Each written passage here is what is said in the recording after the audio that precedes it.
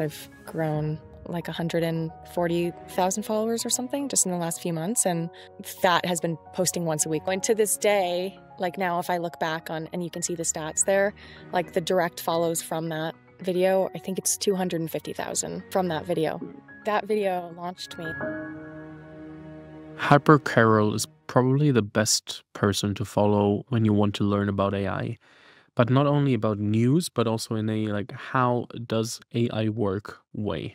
She's a former AI engineer, was 4 years at Meta, spent a lot of time building a venture that was then sold to NVIDIA and is now, since January 2024, producing a lot of content on Instagram, accumulating more than 400,000 followers and sharing her best practices on building an educational personal brand, or in general content brand, because she started her journey as still being part of the company that sold to NVIDIA, and it was very educational. It started on X. She then moved to Instagram Reels only in January 2024, which is 13 months ago, and made more than 400,000 followers in that time frame. So we are decoding her way to create content in a world where everybody wants to make shiny, flashy, fast cut videos. I would love to understand how Harper is pushing boundaries by not falling for all this flashy stuff and rather building a very educational brand. Because in my opinion, that's super, super relevant to all the founders and businesses out there who are thinking, hey, we need to do more content as a brand to educate our users, but also in an entertaining way. And therefore, I spent the next 60 to 75 minutes with Harper on actually figuring out what it takes to be an educational content creator and what you can learn for your business and your also brand. So without further ado, here's Harper Carroll from Harper Carroll AI about everything you need to know for building an educational brand. My name is Fabian Tausch. You're listening to Unicorn Bakery, one of the largest founder podcasts in Europe, and I'm super happy to present this episode. Harper, welcome to the Unicorn Bakery. Thanks, Fabian. Thanks for having me. I have two topics that I would love to dive deeper into, and I'm sure we will find more throughout the podcast. The one is educational content, as I am doing this as a podcaster, and you're doing this in a short form way, like super successfully, in a way that I actually respect deeply. Because when I look on your Instagram and watch some reels, it just feels educational. I don't have the feeling of like, oh, a jump cut. Too many and like crazy animations and subtitles and different colors, and like it feels like you found a way in a world where everybody tries to grow, like get the attention with every single opportunity possible, to present in a quite a calm way and very fact-based, very deep research way content to a broader audience, which I think is super seldom at the moment. And therefore, I would love to understand how you are thinking about content, because every company right now probably understands, hey, we need to think about this, but at the same time, we can't just follow the mass trend of like being like this super flashy and crazy and fast-paced everything. So I would love to get your thoughts on educational content, and to dive into that. When and how did you start? Because I think to understand the inflection point is super important to then follow through where you are at the moment. Yeah. Thank you. Thank you for the kind words. I'm happy that you've received the content well. I To start off with how I got into AI education. So I was at I left Meta, then I was at this startup. It was a GPU environment startup. So it was getting people onto GPUs, remote cloud instances of GPUs, and making that whole process really easy, because it can be kind of a nightmare, or it could be at the time. And in order to get people to use the platform, we were wondering, why would anyone really want to check into a GPU? There are servers that are serverless where you just, send your data to an instance of the LLM and then you get it back. Like, why would you actually want to check into a cloud instance? And we realized, oh yeah, it would be to train a model, or to kind of host your own model. But really, the main use case is to train a model. So I made these guides, because of my background. I know how to train models. It's a bit more involved. It involves code and actually changing the parameters of the model, kind of opening it up, and then retraining it again, passing in new data. So I made these guides on how to fine tune really popular open source models with your own data. And I started with Mistral, when it first came out, the first release of Mistral, I think it was 7B. And I made a guide on how to fine tune on your journal entries. And when I started that, I had about 50 followers on Twitter.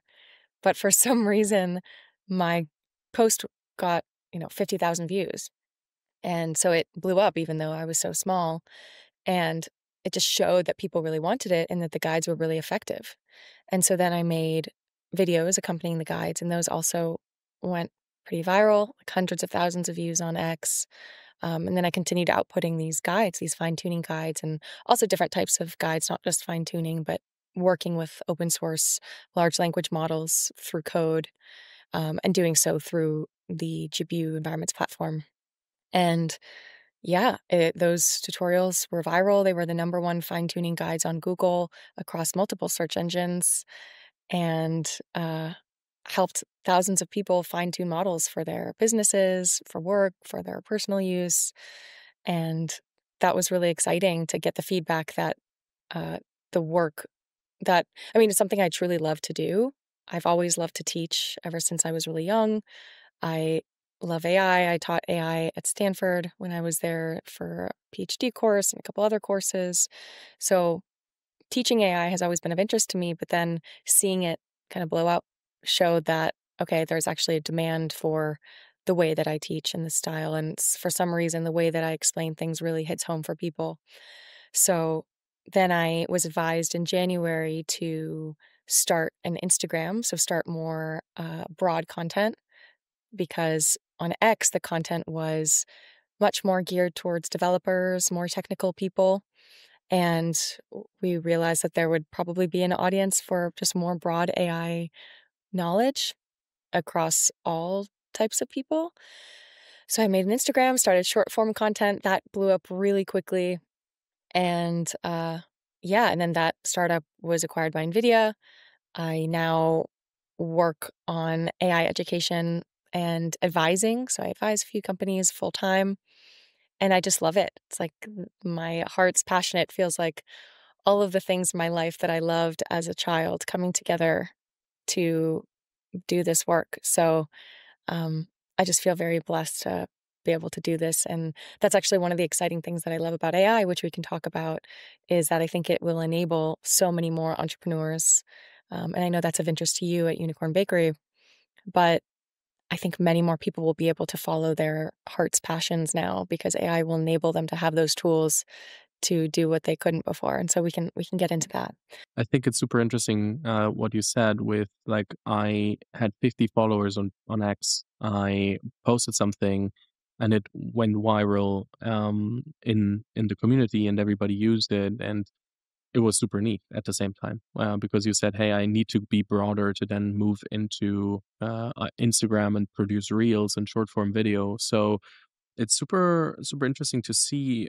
First of all, were you able to recreate virality based on the first post, or was it like okay, it was one of the posts that worked out, and then I did like 15 others, and one other went well? Like, how was it in the beginning? So interesting. I mean, I don't know if it's because X then started boosting me, but I was just blowing up on Twitter. Like all of my posts were getting on X, you know, hundreds of thousands of views, tens of thousands, 50,000. And it wasn't even that I had that many followers. Like my follower count, like I was getting, 10x my follower count per post at least. And I don't know, maybe it's just because I kept posting from that or because the guides kept being really good and people were saving them. That is true. People were saving them and sharing them and liking them and watching them. So I just kind of rode that for a while and was outputting many fine tuning guides all the time. And then I kind of slowed down eventually. Once January came, I slowed down, and since my presence on X has been much reduced uh, since about a year ago. But there was a few month period where I was just releasing content every day. There was a 12 days of Christmas thing that I did last Christmas, where I was at the office and released a new guide every day for 12 days. And they were like full-fledged guides. So I was really prolific in my guides at that time. And then I kind of more pivoted towards the short form on Instagram. When you started with the guides, like because it's like super educational and super niche, how like did you start with the end user in mind? Did you start with the topic in mind you want to solve? Like how were you starting about the guides? What is it like just hi hey, I would love to explore this myself and then I just yeah, present my findings? Like how was it? Exactly the latter. I had my journal entries. I wanted to fine tune a model on them. And at the same time, yes, we knew that we wanted to create a guide to get people onto the site. So there was that incentive, obviously. Um, but I was personally interested in the topic of fine tuning a guide on my journal entries. It was very funny and hilarious. And if you watch the video that is on YouTube, you'll see that the output is quite personal, even though I asked it to be personal. It wasn't that personal. Like it was broad enough that I was able to share it on YouTube to tens of thousands of people. But but yeah, it was something that I was personally interested in and very just a joyful experience. And I think that came through in the video, right? You know, Rick Rubin talks a lot about if you know who Rick Rubin is, he talks a lot about the creative way and the creative act. And he says, never create for your audience, always create for yourself. And then that is when like true beauty comes about. And I saw that to be true by doing my own thing that I was really interested in and then making a video, fine tuning it, and genuinely having fun. I got a lot of comments saying, like, this is the most fun coding tutorial I've ever seen in my entire life or in 700 years, or, you know, that because it was, I genuinely enjoyed it. I did it kind of for me. I was having fun. I was like dancing as the code was compiling. Um, so yeah, I think that just resonated with people. So Rick Rubin is really, really onto something. How did you then find your way into short form video? You said, okay, we think there's an audience, we want to be broader, but from like I think there's an audience for broader topics to I'm finding my spot in an educational way. Like how did you from text and longer form videos and guides, how did you find your way into short form? I had a friend who uh, knew a bit about Instagram and education on Instagram. And he was like, you should really try Instagram. You know, I think you'd be really good on there. And so I made my Instagram account and made Harper Carroll AI. I didn't have like if you follow me on X, you'll notice my handle is Harper S. Carroll because Harper Carroll AI didn't exist back then. And it really started with Instagram when I made my account on January 24th or something, 2024. I have your account for like a year and a month. Yeah, and change, couple weeks. Crazy. That like I know. you have a 400,000 plus followers now. How did you find your way of your style? Like I think it's super hard to like how did you approach it? Did you at first mimic someone you like? Did you just followed whatever you thought based on the how you created the guides? Like how did you start with the first video? It's a great question. I started just thinking about like what are topics and basic terms that I can explain to people that they would want to learn that I can explain in 90 seconds.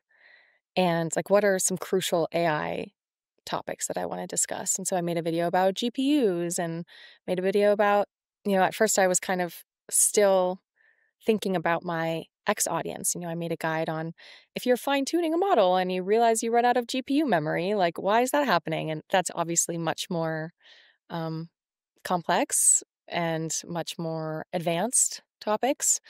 But then kind of gradually shifted towards really more basic topics. And then I was just trying things. I was just posting things. I think I had like about 10 posts or something. And then, I did one on, they were, again, a bit more advanced. When you're fine tuning, use something called an identifier, which can help you, fine tune easier with fewer examples and like very specific kind of more advanced topics. And then I started this thing called the 10 Days of AI Basics. And I released the first video on that, and that video went viral. That was the real launch of my Instagram, was that video. Um, the videos before, I had about 2,000 followers, I think, for like 10 posts, which is not bad. But then that video got me like 100,000 followers within a week. I know, and to this day, like now, if I look back on, and you can see the stats there, like the direct follows from that video, I think it's 250,000 from that video. Mm. What made that video so good? It's so funny because I've sent this to people. I sent this to a friend of mine. She's also trying to grow her account. She's like, I have this really great Instagram guy. He's viral. It's like, okay, he's good with virality. And I said, okay, so we'll send him this video and he can study it because I have no idea what is so viral about it. But every platform I post it on, it goes relatively viral. And it is the opposite of what you would think would go viral. Because when you think of virality, you think of, as you said, the colors, the flashiness, the quick paces, jump cuts. This video, I'm like, hi, welcome to the 10 Days of AI Basics. Click. My name is Harper, and this is my background. Click. It's like slow. I mean, some people say it's like ASMR. They like that. It's just very chill. I guess my shirt is red, which I guess is like a pop of color. I don't know. But I think really it's the content. It's me. It's relaxing. It's different maybe than what you see on Instagram. I think visually it is a bit appealing, which was not intentional with the red shirt and the wood background. Um, but just sharing my background and then promising to help people learn AI through a series and then introducing like a key soundbite that they can keep with them, which is like, what's the difference between AI and ML, machine learning? And then having them want to follow along then for the rest of the 10 days, right? And not miss the series. So that's an incentive to follow. I'll link to that piece in the show notes because I think it's after we talked about it in that way, we can't not link it. So therefore, probably helpful for everybody to watch it because um, that's the thing that I mentioned in the beginning. And it's the same that you said right now. You're presenting things often in a very calm way. And all the time when I am looking into like tips for TikTok, for example, or short form in general, they're like, think about the hook and try to do like be flashy in a way of like use colors, use the visual hook, use like whatever. Like, how do you think about that? Do you think it matters? How much does it matter? Because everybody on TikTok and everything tells me it's the only thing that matters, and I know. it's super interesting because it feels like a very huge contrast. You know, I really wonder about this as well as my platform has grown and I've kind of shifted to having more like professional videos, not just like a selfie camera. I've kind of upped the production quality a bit and I have moved through editors and found different video editors that I like or don't like and they use as you're saying like the sounds and the jump cuts and the graphics and I find that a lot of my videos that don't have that actually do really well. Um, but it kind of tends to need to be a relevant topic. So if it is topical, for example, I recently released a video about DeepSeek that was like just me talking to the camera. That did very well. Or another video where I was just kind of also talking to the camera, selfie style. Uh, after Zuck released a video, what was it about? It was after his interview with Joe Rogan. And I just talked about my work at Meta because he had mentioned it in the podcast. So I used that as an opportunity to share a little bit about my background because I had had someone ask me if I was a coder recently. And I was like, yeah, like, is that not clear? So I kind of made a video on that. And um, those two did quite well with very minimal editing. I didn't use the editor for those. I did use something like Descript, which can go in and cut some of the pauses. So I am kind of speeding it up. And I have noticed recently when I take too long to talk, like I've done some test reels, and when I don't remove those long pauses, the video doesn't do very well. So I would say, even though my 10 Days of AI Basics video, for some reason, somehow got past that, uh, I would recommend not having too long of pauses. Maybe unless you have some kind of visual hook or ASMR or something, you can get the whole vibe of the video to be really zen. Uh, but, as I have this new editor, I don't know. I'm working with him and he does graphics and he works really hard on his graphics and um, those videos are doing well too. So I did go through a period when I did slightly lower production quality videos and my viewership started to go down. I was actually posting more often as well. I was posting like multiple times a week, at least twice a week, sometimes 3 times a week. I know creators who post every day.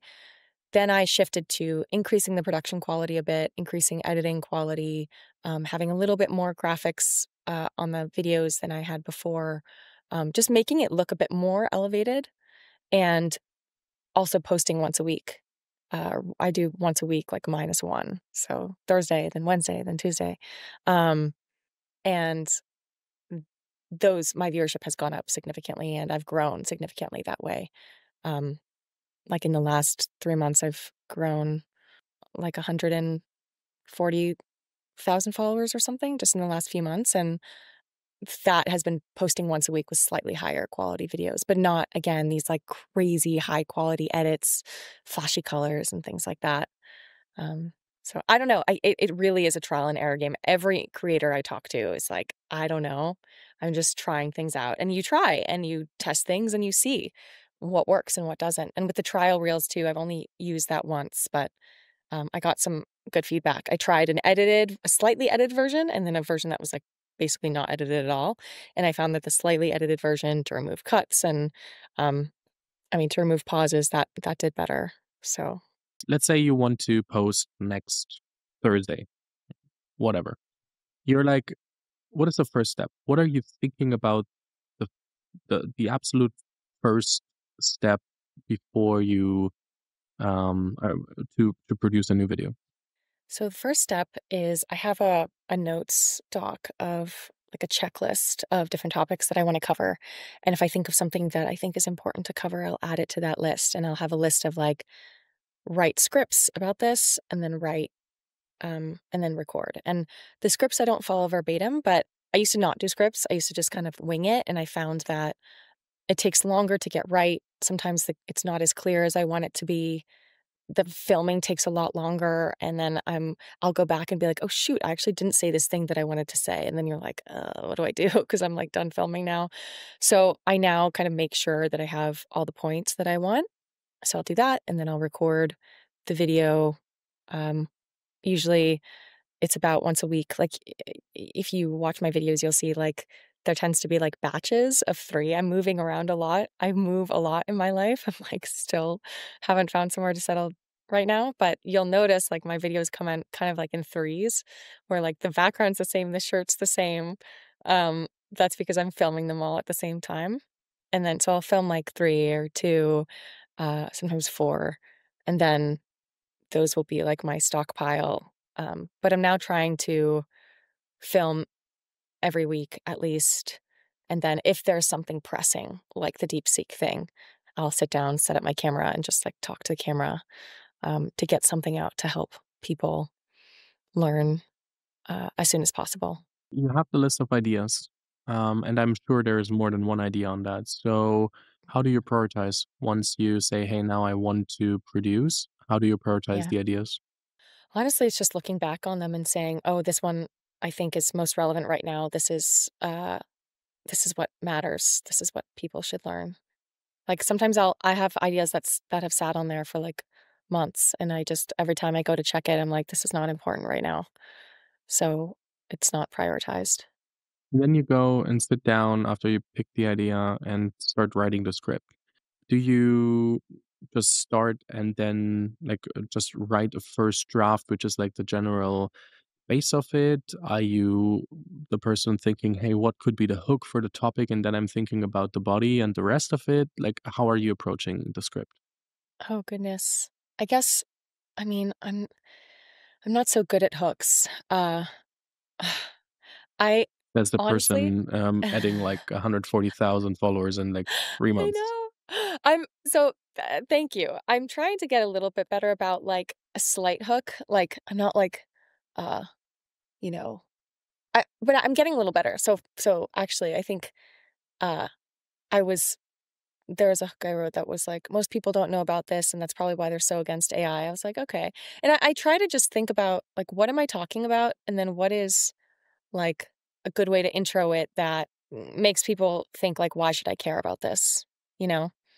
Um And I think that that matters because people their time is so precious, and so I try not to be spammy with my hooks because that's not I don't like that. My whole thing is about education and, so I try to, like, really make sure it kinda just says why this person should be interested in this topic. So, for example, the Transformers video I made that explained the Transformers architecture, I said, like, "This architecture completely revolutionized AI and enabled systems like ChatGPT. It's called the Transformer. Let's talk about it." Or what did I just release? Like a DeepSeek one. I forget how I started that one, but it was like, people have asked me about DeepSeek. I'll just explain really quickly, like, why it matters, and, like, why this is happening, it was like the stock market is crashing. I got in trouble for saying that from some people. I mean, it was not the whole stock market, it was plunging. I guess crashing is a technical term, which I did not know. I didn't get in trouble, but some people kinda came after me for that one, but yeah. I try to just think about, again, yeah, what's important? Why would someone care? What do you think about length? What needs to be in the video versus what do you leave out? Because when I think about a topic that I want to explain, I'm typically the guy who can explain it for 5 to 10 minutes rather than like 90 seconds, 60 seconds, 45 seconds. So, and everything that I say often opens a new door. And then I'm like I'm more the person that wants to walk through the door and not the person Mhm. that wants to keep the door shut. So, how do you figure out what's the most important part and that is enough for information for this video? You know, I think it's it kind of comes naturally to me. Um, I can be very long-winded, for example, in podcasts. Um, but when I know that it's a 90-second thing, I just I'm able to explain something at a high level, but make sure it's all the pieces of the high level are clear by dipping my toes into, as you said, each of the doors. So rather than going deep into the doors, I say just enough from that door that it covers a bit of in-depth knowledge that they actually would need to know to understand the thing on top. And I guess I'm just like just do that kind of naturally. People have asked me like how do you do it? How do you explain things so well in a way that people tend to really resonate with? And someone told me recently that your skill is what you can do that what you find easy that others don't. And for me, it's just like explaining things quickly in a way that captures the whole essence of the thing in a really true way, um, w- and help someone like really grasp it. Um, as I'm talking to you, I guess I'll just share these two things because they're coming up. I bet I hadn't thought about this before. When I was in high school, my pet peeve, so everyone had like, senior superlatives. My pet peeve was everyone had like normal pet peeves. Like, chewing gum or whatever. Mine was not understanding something. So I guess I was like that obnoxious in high school. I didn't realize it. But like in classes, I would like grill the teachers. Like if it wasn't clear, I was like, get why? Make sure I understood the whole piece. And it actually, I learned helped my peers. So for example, in math class, like I was never afraid to ask the questions. And then my peers were able to learn from that because they were the questions that everyone had. And so, and then at the same time, I um I grew up acting and I went to method acting school, Lee Strasberg School in New York. And it's a really famous Lee Strasberg Theater and Film Institute. It's a really famous acting school. A lot of really well-known actors have gone there. And their method is called method acting. and you become the person. And so I think and like, you have to become them. You think their thoughts, you feel their feelings. You're not acting really anymore, you are them. And, you hear about actors who kinda go crazy if they play villainous characters and are also method actors.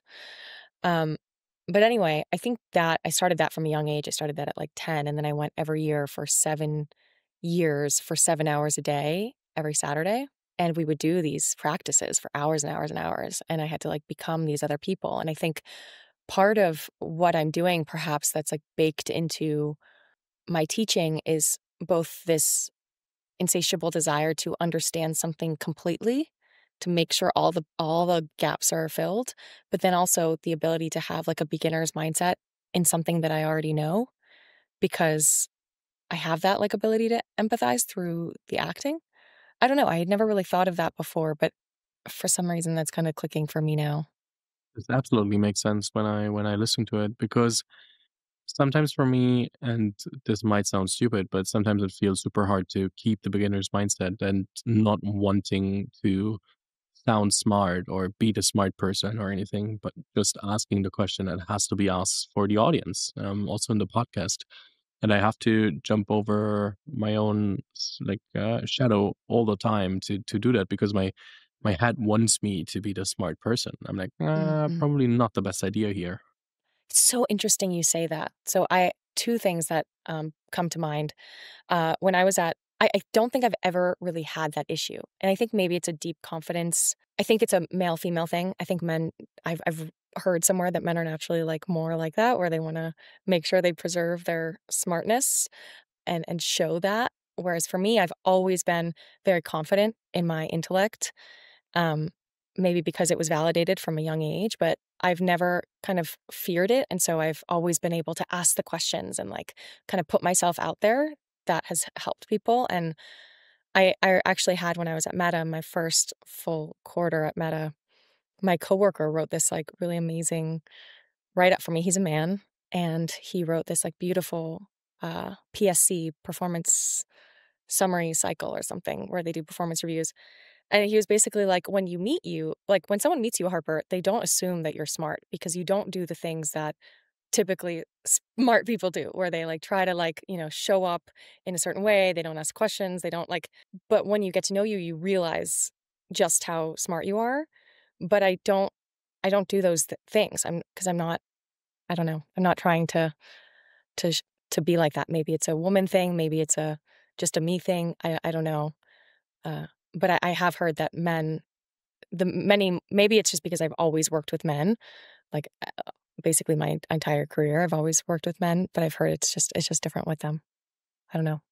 You wrote the script, you decided what needs to be in there, what's going out, and then you're recording, or is there like a period of like, hey, let me revisit the script? Like, how are you moving forward? Oh, I wanna say one more thing about the not being afraid to look dumb. So I have when I started doing my more broad, uh, Instagram posts, a friend of mine who is a wonderful mentor and very successful educator who is also a professional, um, and, like, very established and legit. He also teaches more broadly topics, and I said, "People if I start posting." I did have this doubt, like what you're saying. I started saying, if I start posting more broad topics and I'm not posting to, like, the super technical people on X, and I'm talking about really basic concepts, are people not gonna, like, take me seriously? And he said, You can't people are always gonna, like, hate, and you just can't worry about that. Like, you have to just do what you're excited to do, and for you, that's teaching broad concepts, and if, you have the background and you've proven yourself, but also, like, who who cares, you know? There's always gonna be people who wanna hate on you, and so if you are someone who is thinking about doing something that is maybe more, like, broad and not super niche and that doesn't necessarily showcase your ability to handle really complex topics. So true. I think I didn't think a second about others when I started the podcast. I just wanted to learn. So there was no chance of losing because I didn't have anything better to do. I think today I'm thinking more about what others think about the content I produce than I did 8.5 years ago when I started, which is lucky and probably the inverse of how other people feel. Because Mm, but that back then I was just like a 19-year-old kid searching for opportunities of how can I talk to people that I shouldn't sit at a table with? And my answer was, "Hey, I need to build an audience and talk to them and learn from them and share what they said as answers to others." So I didn't have any feeling of I could lose. Like every conversation was a huge win for myself and for at least mm, from 1 to a few thousand people, when I look back right now. And today I'm thinking more about, hey, what are people thinking? Back then, this just didn't exist because I was so convinced that it's the only way of making things happen and willing it into existence, which is a funny thought because often when you start and you already have like the more social network and colleagues and everything, you're like, oh, now I'm doing something new. Now it feels cringe, and why would I do mm. that? And so typically the start is the hardest part. And I got lucky that I was so convinced that I need to do this and that I can do the things that I want to, like talk to people that I find interesting and shouldn't talk to from a hierarchical perspective, which is interesting to reflect on in retro. That's so cool. The getting past the cringe thing is definitely really admirable, for sure. Like, good for you. That's awesome. Which was happy in the beginning. Sometimes I still have the cringe thing. So therefore, Really? whenever I post a reel, I feel like if it feels cringe. So therefore, if I post a podcast, it doesn't feel cringe. But if I post Oh, an Instagram reel, it does. So it depends on the platform. So it's not a way. It's just for the platform. I in quotation marks got rid of it, but it's a dependency. as you're growing, right? Until it's kind of yeah, I remember that too, and, um, yeah, I guess it comes back to Rick Rubin, you just can't care what other people think about you, and it's hard because we're social creatures, right? We're humans who wanna connect with other humans and not be cringe and not be, like, exiled from the tribe, but yeah, I don't know. Fair I know point. well, I just know, Fabian, that people really care about your content and, you're making a big difference, so hope you think about that next time you go to publish something on Reels. Yeah, hopefully I do. I will let you know. But back to your script. So you finished the script and decided what's in, what's out. Do you do a second revi like do you have like a pause of like now I let it be here on the table and revisit it like 2 days later, or are you then straight going into recording? Like how is it from there? It's a good question. I'll tend to record it and well, I'll, like, look at it and make sure that it covers everything, I'll make sure it's accurate. I'll often, like, run it through an AI, make sure everything is clear, makes sense, is factual, maybe reword some things, have the AI reword it in a way that's, like, clearer, uh, and not roundabout, more concise, make sure then edit again, make sure it's still like me, and then, um, I'll usually record it, see if I like the vibe of it, um, and sometimes I'll record it oftentimes these days, I'll record something and then be like, "No," or I'll record it a bunch of times and then watch it again and realize that it actually isn't quite the way that I wanna portray this idea. It doesn't quite hit right, and so then I will edit it and then perhaps refilm it again.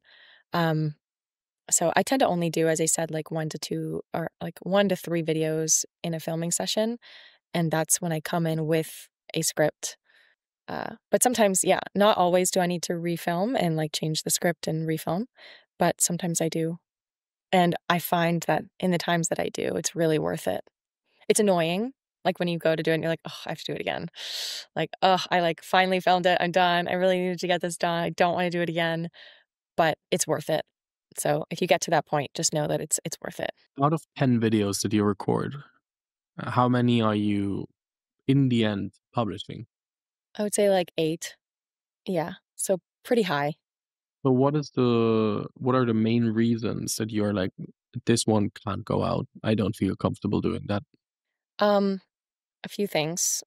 One is, uh, um, like what I said, I'll record it and say, like, "Oh, I actually don't like the vibe of this. Like, I want it to be, for example, I made a video on AGI, and I was kinda took a bit of a negative stance towards it, kind of like I had misinterpreted the when I first heard about the 500 billion investment in, I forget, Stargate project. I was disappointed because I thought it was from our government. I didn't realize it was basically a private investment. Um, and I was like, "Dang, all that for just AGI?" And I was like, "Dang." And so I recorded this video that was, like, more like, pessimistic about AGI. And then I, like, watched it and was like, "No, this isn't really the stance that I want." First off, that's not really how I communicate with my audience. I'm never, like, a fear monger. Not that I was in that video, but that's one of the things that I am not. And then another one is I just try not to be, like, negative, just because 'cause I'm not really like that as a human either, and I just don't think that the world needs that. So I was like, "Okay, well, how do I really feel about this?" Okay, the positive spin on this is I actually really just am really excited about AI, about, like, n non-AGI AI, like, specified AI for specific applications. For example, you know, cancer, like a specific type of cancer treatment, and, like, finding methods for that, and just having these really specialized AI systems. And so then I made a video on that instead of, like, AGI is cool, but, like, what's better than that? I think specialized AI systems are, and, like, this is why I'm excited, and I feel like this is this lost opportunity that we have when we're, like, so focused on AGI.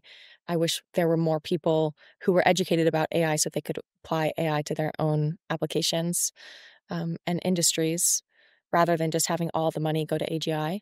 Okay. One additional question that just came to my mind, because you have a large audience that is used to your videos by now, at least a good bunch of them, maybe also already a few of the 100,000 plus who came and were added throughout the last 3 months. Mm. How are you thinking about when you're doing your content plan and thinking about the videos? Are you thinking about, hey, this is a video to grow my audience versus this is a video to retain my audience? That's a great question. Um, when I was growing rapidly, I was doing these intros. And I've been just playing around with different types of intros. I find when I do intros in my videos, so like quickly, give the quote unquote hook, then say, "Hi, I'm Harper. This is my background." Basically, like why you should listen to me. If like there are a million AI creators, but like I actually have like a kind of background that you can trust, um, to teach you about this complicated topic. And I find on those videos, for example, the 10 Days of AI video, insane follower growth from that. Like it's just night and day. And people comment like, "You don't need to do this, we already know you, we're your followers." And I'm like, "Well, all my videos, 50 to 70% of the viewers are new and are not followers." And so it's important to have that intro. And I know it's annoying for my viewers, but the data are very clear that the intro is huge. So Imagine you would not have done it on the video that then in the end brought like 250,000 followers. totally, exactly, and, like, another video I posted recently where it's, like, basically a meme of a scribble, like a super convoluted scribble, and was like, "Did you know this meme is actually pretty accurate about how AI works? Like, let me explain," and then I gave my background. That got me, like, 50,000, actually, that's probably an overstatement, probably, like, 35,000, uh, follows from that one, and you know, it's because I have that descriptor. It's because I have that explanation of who I am. And in the videos that go viral now that I have that I haven't really been doing that intro, they just don't make me grow as much. More recently, like I'll get a lot of views, but not really a lot of followers because people truly do want to know. So I guess what I'm getting at here is it's constantly a balance. More recently, it's been more for I've been thinking more about my existing followers because I haven't been including that intro. Uh, and so I'm not really trying to grow as much, I guess, or at least I'm not thinking about reaching the new followers as much. But it's definitely it's always a trade-off. And I really recommend having some kind of intro of like why you are. I actually saw an intro yesterday that I thought was really good. It's this woman who went to Stanford Business School. And so hers was like, she has her hook, and then she says, like, "Hi, I'm blank, and this is my series or my account where I share my learnings from Stanford Business School for free to you, So she's like saying her background, what you get out of it. It's a really good hook. Um, for me, it's like I'm kind of I don't know how I feel like my hook needs to be longer or my intro needs to be longer than that because um just for various reasons. Like I feel like saying I have about 10 years of experience in AI like doesn't cut it. So the videos where I do my full background are the best, but yeah. Interesting. So, definitely something I never did, like, also on, for example, LinkedIn posts or in the podcast or anything. I always just, like, go right in and try to go deeper rather than, like, as you say, in your head, it's more like knowing the audience that you already have. But how should you attract a new audience when everything we buy as personas is people? Like we are always interested in the backstory, always interested in the persona. So Mm. how should they click on a follow button if they don't know why? If it's just like they're never just here for the content. So definitely to need to rethink a few of the things we do, because I never did that. Right, right. I think it really helps. Like, who are you? Like, why should I care what you have to say? Because there's so many other people and like people's time is limited, you know? Your point. Now we have to get to the AI part. So I'm not sure if you like it, but if I had to describe you, probably I'd be as yeah, I would just say like the queen of AI when I look at content, and Oh, therefore thank you. I would love to understand your AI tool stack. What are the things that make your life easier because you use AI tools? Because I can't imagine you on the one hand as an AI engineer, but on the other hand, like also like everything you do, I can't imagine you're not using it like in tons of things that I and many of the audience have never thought about. Oh my gosh. Yeah. I mean, I'm using Claude like all day, every day, basically, for Cool. everything. For to basically like answer quick Google questions. If I need to make sure that the response is factual, then like I need to be really positive, then often I'll use a service like Perplexity or something that will give me references because, hallucination is a big problem. We could talk about that. If your listeners don't know what that is, but it's a very important thing to be aware of with large language models that they hallucinate, they make things up, unless they are augmented, and even when they are, but less likely when they are augmented with the ability to like give you references. So, for example, with Perplexity, it's a platform that uses lots of different types of large language models. You can choose which one. It just kind of updates itself. And then when you ask it a question, it'll give you references for its responses. So it gives like a little number, kind of like in a paper, and then you can click it and then go to the reference. But even those references, it makes things up. So you have to be careful. Uh, those programs are getting better. Hallucinations are actively being mitigated, but it's something to be aware of. So I'll use, again, Perplexity if I need facts. I'll use Claude if it doesn't need to be factual. I'll have it like recently I thought of a way to do it where, um, so there are all these like self-help books. For example, Chris Voss's like Never Split the Difference. And I was writing an email and I was like, edit this email. It was like a proposal or something. And I was like, edit this email so that proposal email, whatever, so that it adheres to the principles of never split the difference. So I don't even have to read the book. It just does it for me because it has that knowledge of that book. Right. And so it's amazing. I've been saved so much time. Granted, I can't use it in like real time and in real life, but it was able to kind of edit like my email uh, for using like top negotiation strategies and um, what else? I mean, I use it for lesson planning. I use it for explaining concepts. I use it for um, you can use it for like I talk to a lot of people about using it for social situations. I know a lot of people DM me and use it as like a therapist or emotional support. And no, it doesn't replace people, but it is um, a really useful tool at any hour of the night. I have a friend who uses it in her relationships.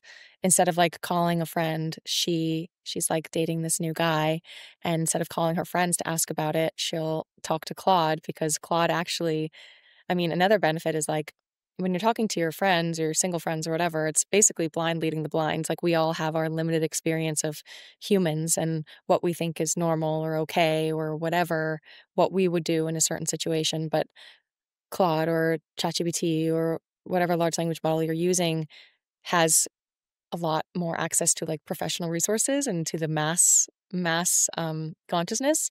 And so it's gonna give you better advice, on different types of people that you're dealing with. So, you can use it as like an advisor for really any kind of thing, crafting legal contracts, looking at contracts. I would still have a lawyer look as well. I have made that mistake before where I just used ChatGPT but yeah, so there's lots of different ways that you can use it. And then, so then other tools, Descript is one that I really like as a creator, upcoming podcaster. The Descript, I don't, have you used it? I used it like years ago, and now we're using like a different tool stack, but I should Okay. or could revisit it at some point.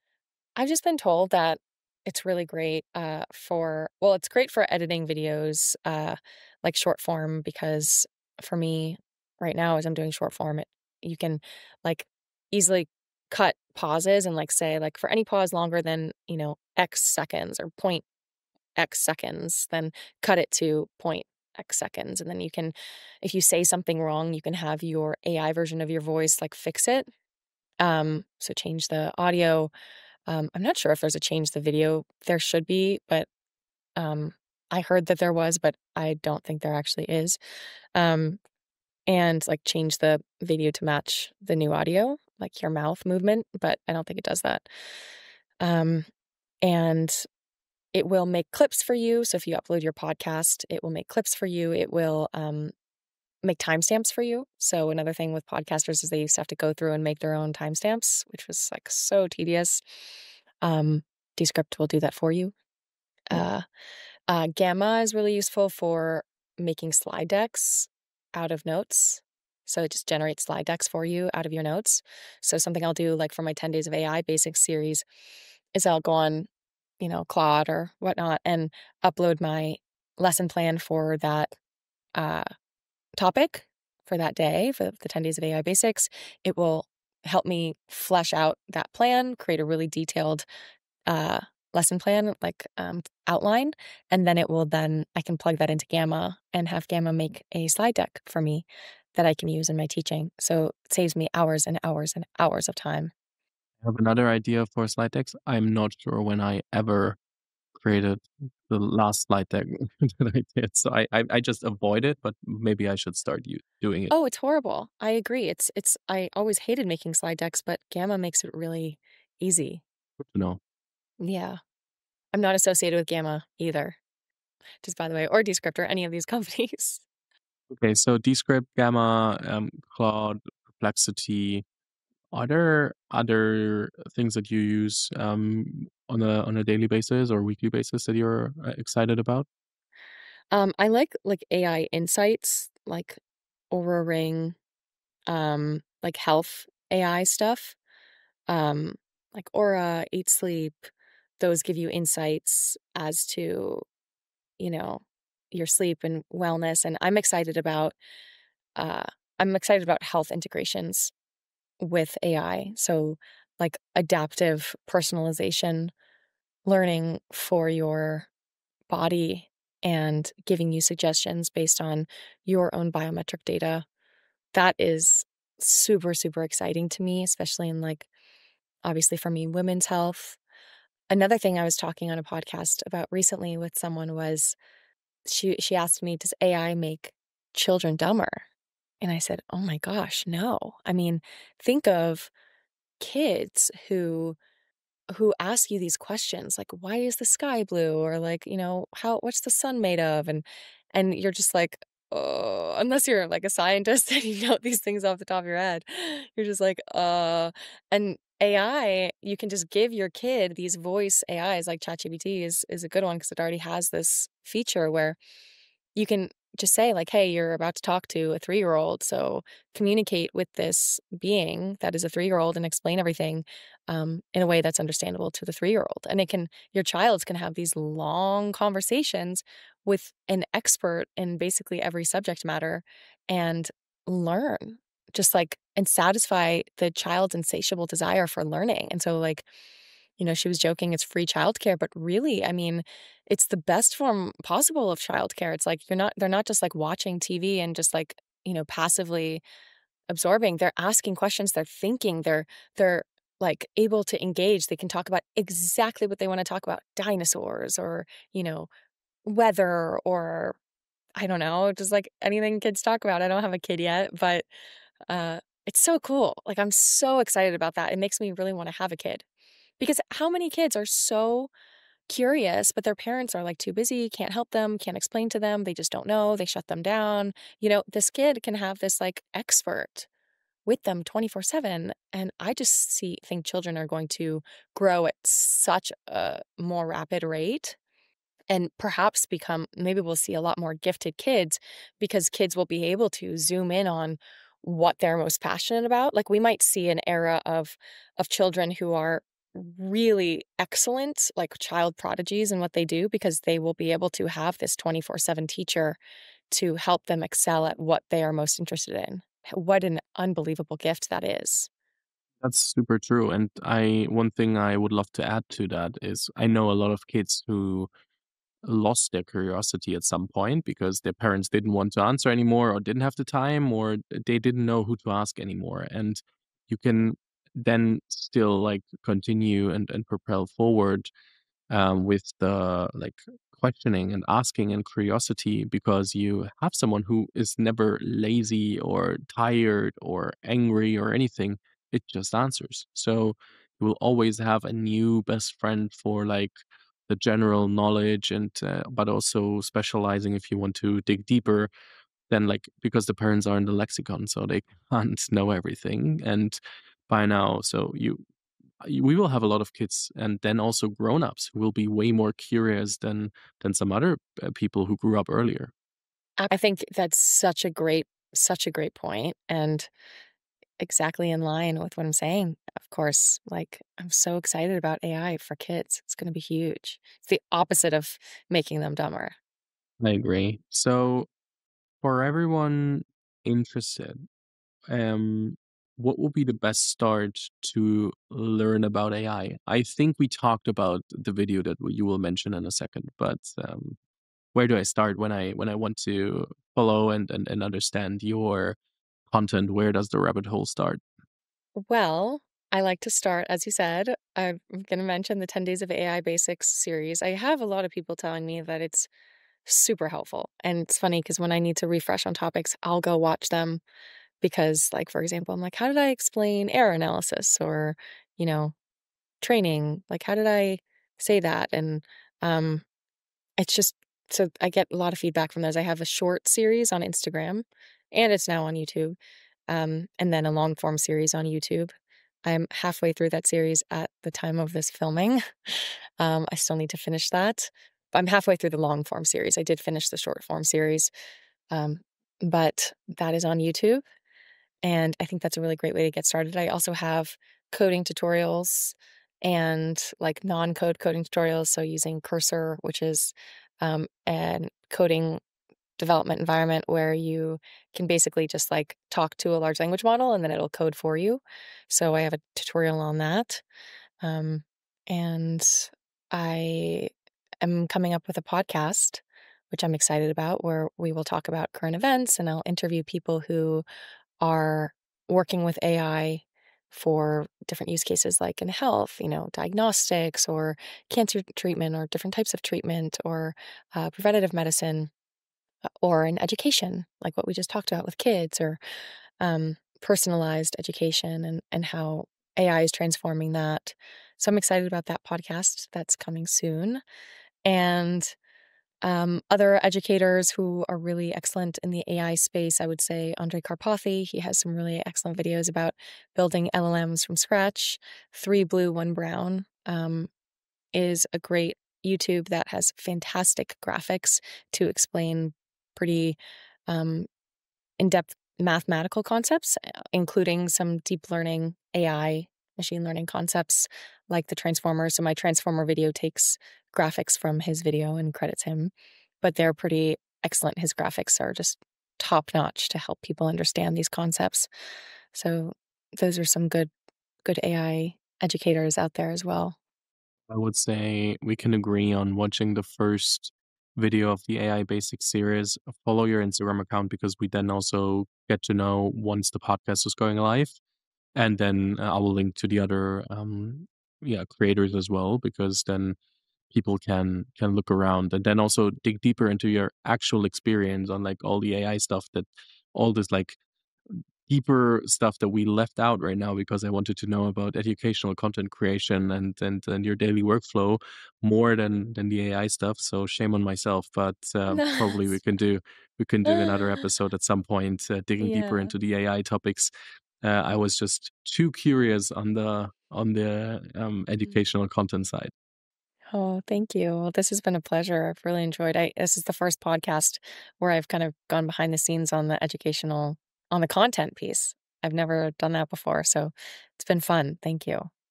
Harper, thank you so, so much. I will link to everything in the show notes, and I wish you all the best for the podcast. If I can help with anything, just let me know. Happy to. And thank you so much for everything. It's been such a Oh, pleasure. thank you, Fabian. Likewise, likewise.